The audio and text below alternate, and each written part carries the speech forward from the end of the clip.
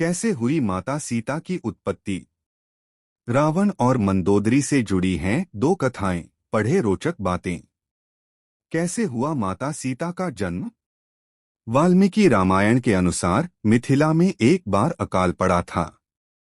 तब राजा जनक को सलाह दिया गया कि वे वैदिक अनुष्ठान करके खेतों में स्वयं हल चलाएंगे तो वर्षा होगी और अकाल खत्म हो जाएगा। वैशाख माह के शुक्ल पक्ष की नवमी तिथि को राजा जनक खेत में हल चला रहे थे। उसी दौरान एक बक्से या कलश से उनका हल टकराया। उन्होंने उसे धरती से निकाला और खोला। उसमें एक कन्या शिशु थी जिसका नाम सीता रखा गया। इस तरह से माता सीता की उत्पत्ति हुई थी।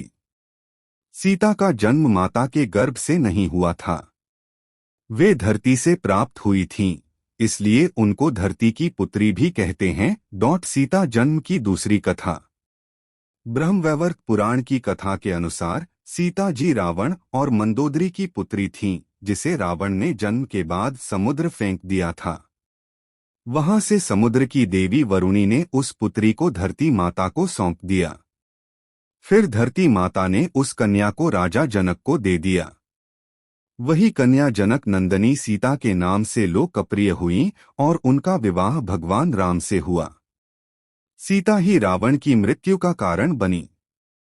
कथा के अनुसार वेदवती नामक स्त्री का माता सीता के रूप में पुनर्जन्म हुआ था। वेदवती विष्णु भक्त थीं और वे प्रभु हरि को पति स्वरूप में पाना चाहती थीं। इसके लिए कठोर तप किया। उसी दौरान रावण वहां से जा रहा था। उसने वेदवती को देखा और मोहित हो गया। रावण वेदवती को अपने साथ ले जाना चाहता था, लेकिन वेदवती ने आत्मदाह कर लिया। उन्होंने रावण को श्राप दिया कि वे उसकी पुत्री के रूप में जन्म लेंगी और उसके सर्वनाश का कारण होंगी। सीता जन्म की तीसरी कथा। वाल्मीकि रामायण और ब्रह्मवैवर्त पुराण में सीता जन्म की कथा अलग अलग है।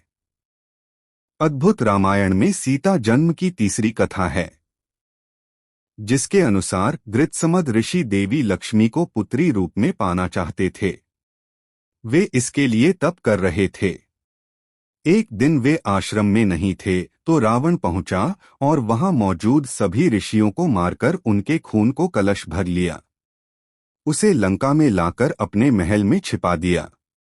एक दिन मंदोदरी उस कलश को खोली और उसमें जमा खून को पी गई। इस कारण वह गर्भवती हो गई। बाद में उसने जन्मी बच्ची को कलश में ही रखकर मिथिला राज्य की भूमि में छिपा आई। वही बच्ची सीता के रूप में राजा जनक को प्राप्त हुई। इन तीनों कथाओं में वाल्मीकि रामायण की कथा ज्यादा प्रचलित और लोकप्रिय मानी जाती है।